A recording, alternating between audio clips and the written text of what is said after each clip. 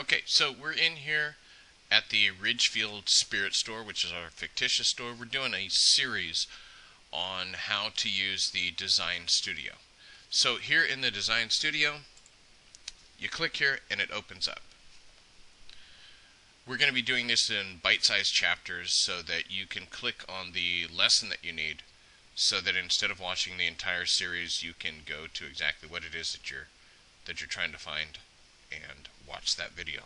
So I never suggest you go with a blank canvas, because you can develop and put together a great design, but by the time you get finished, you'll find that there was a design template that looked very similar to what you were at the completion of your blank canvas, and you could have started very close to that and just swapped out some text and some artwork. You can also do saved art, which, if you have an account, only takes a minute to get the account set up. You'll be able to access all of your saved designs. So we'll click on the design templates. This is broken up into categories, and inside of each category there are folders showing you more designs. So if we want to do a soccer design, click there and it starts loading up all of the different soccer designs. So from here we can come through, select a design, and it will import it to the center of the design area. The design area is that magenta box that goes all the way around. The magenta line down the middle tells you that you're in the center.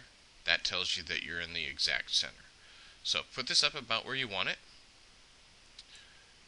And over here are your different products. You can select your product, and you can then, after you've selected it here, you can modify it more here, see a preview, and then select your product. This is a warning saying that when you switch designs, or when you switch apparel, sometimes your design area will change and it may not accommodate what you're doing. So it's a good thing to start out with the right piece of apparel. So again, it placed it in the center of the design area. Select all, move it where you want it to be. Then you can zoom in and start modifying your design. The best way to get a hold of artwork is here in the layers palette. So in this case here, if we wanted to modify this piece here, we can select him, scale, stretch,